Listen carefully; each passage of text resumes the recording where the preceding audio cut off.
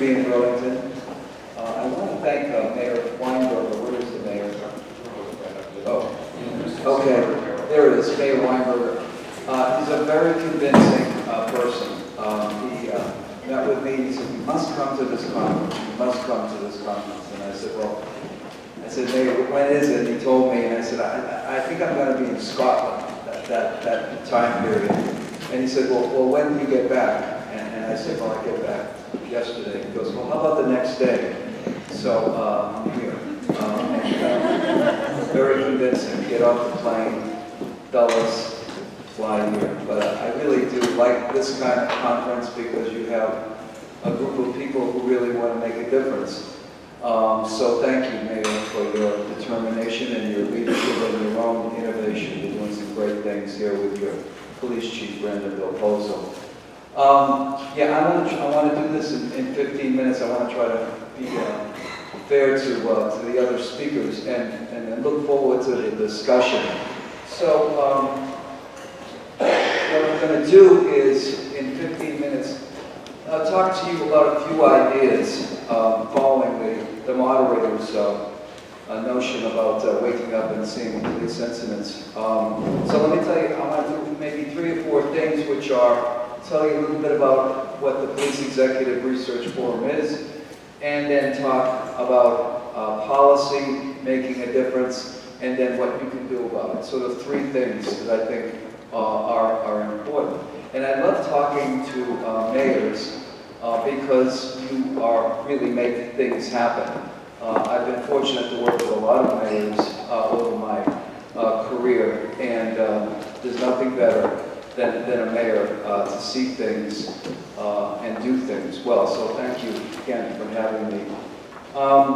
This is what I'm going to talk about a little bit today, about use of force and training, because I think as you look, that day doesn't go by that we don't see some kind of incident happening. And from a mayor's standpoint, the nightmare call is the call they get at 2 o'clock in the morning when their police chief says, we had a shooting, boss, and here's what it is. And so, in every city, Ferguson, Missouri, population 20,000 to large cities, is it. So a little bit about the Police Executive Research Forum. We've been around for 41 years.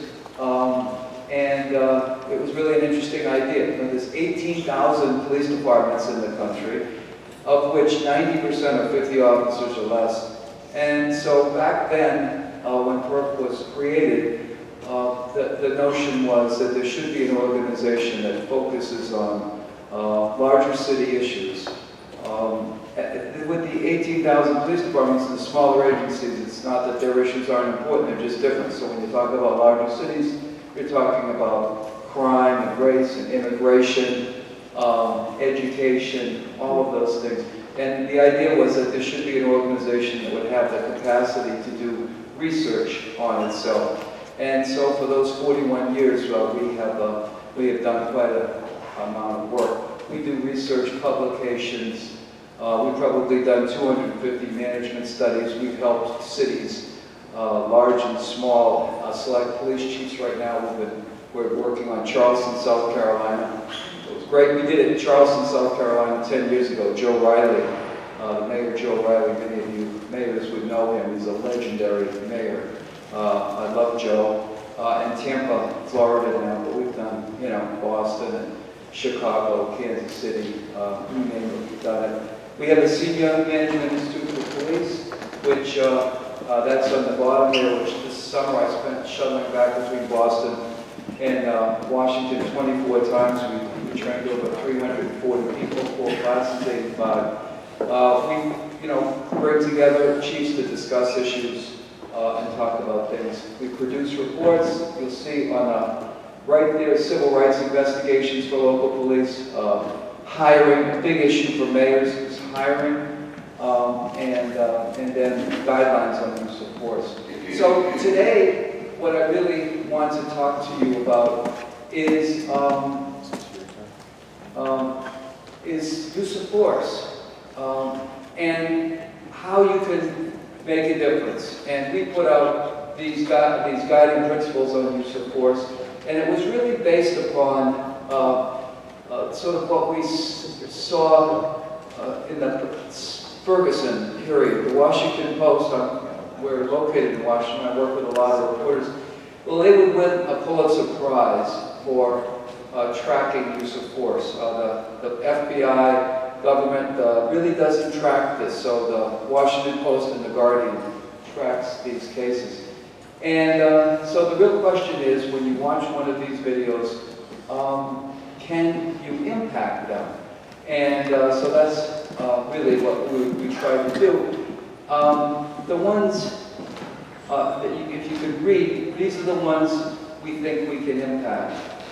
A quarter of subjects who have a mental illness, 5% of the shootings involve unarmed subject, 18% subjects armed with a knife, and 7% using a vehicle.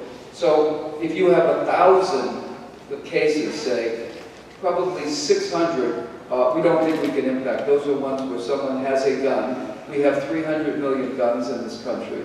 Very different than the country I was just in, Scotland, where they do, since the Dunblane incident, which was very much like Sandy Hook, this madman went into the school and killed these children. Andy Murray, the tennis player, was actually in the school. And they killed him, so they took guns, private ownership of guns away from people. I'm not suggesting we do that, but the point is that of the 400 left, we think we can make an impact. Now, we didn't say that right away, and we really researched it. And this is working. Hold on. So we researched it, and then we surveyed people. We brought literally hundreds of police chiefs together, and we looked at the training. So when you look at a particular incident, and you say to yourself, well, why did this officer do what he or she did? We never blame the officer per se. We say they did what they did because of the training that they received. So if you train people to handle a situation a certain way, don't blame the officer for doing what their training is. And I will tell you that the training, police training, has pretty much stayed the same for 25 years. It's not very much different. So we questioned that training. And then we came up with a few significant principles. In terms of our guiding principles, one is the sanctity of human life is really important. All of you say, well, why? Well, of course that's true. But we say that because we want officers to think, when they're dealing with a particular situation, how can everybody go home safely? How can everybody go home safely? And so, where I just was in Scotland, and because I've worked over there a bit, human rights is a big issue. And the sanctity of human life, that you could recognize that, for example, and you'll see this in a minute, someone's stealing a car. That's not the kind of situation where you want to take a life. That doesn't make any sense. I mean, no one goes to jail for stolen cars anymore, so why would we want to do that? But yet, for years we have done that, so that's important. And then many of the ideas that we've taken come from good policies in the Las Vegas Metropolitan Police Department. They have a policy that emphasizes the sanctity of human life. Now this is probably the one area that has gotten us in the most hot water. And I don't mind being in the hot water because it's worth fighting for, but it is a Supreme Court case, Graham versus Connor. And so when officers get involved in what we call a lawful but awful situation, in other words, an officer goes into the house, family says to them, my son is, not on his medication, and, he's been acting up, and the officer goes in, and the kid comes out of a room, and he's got a knife in his hand, and the police officer yells for him to drop it. He doesn't drop it, and the officer fears for their life. They wind up shooting him. We would call that a lawful but awful situation. Why is it lawful? It's lawful because under Graham versus Connor, if the officer had feared for their life, had to make a split-second decision, and did what an objectively reasonable officer should do, they should not be prosecuted. That has been in place since 1989. Judge Franquist wrote the opinion. And basically, when people say that officers should be prosecuted, this is why they are not prosecuted. It is what it is. It's the Supreme Court. So what we said is that decision is a Supreme Court decision and you can't change it. But what we said is the department should hold themselves to a higher standard by training, policy, tactics. In other words, if you trained that officer who went into that house before they went in to wait for a backup, to be trained in crisis intervention, to have the right equipment, to use communication skills, to recognize that if someone comes at them, it's okay to back off and leave. So if you train them, oh, I have 5 minutes left. Whoa, okay. So anyhow, various organizations, the IC, the FOP said you're trying to create a new standard. We said, no, that's the law of the land. We want to encourage good policies. And I'll give you the best example of this, is shooting at vehicles. Now, many of you saying, watching the Barcelona or other places, why would you want to prohibit shooting at vehicles? Well, we say that because the New York City Police Department enacted this in 1972, 40 years ago, and to not shoot at vehicles, to get out of the way. And that was really meant for the kid in a stolen car, and police officers would put themselves in front of the car. So this is the numbers you can't see, but in 1972, the New York City Police Department shot 950 people. They put this policy in place, and within 2 years it was cut in half. So I would say to the mayors in this room, if you want to get one thing from my pockets, to prohibit shooting at cars, and to train your officers to get out of the way so they're safe too. So that's what policy makes a difference.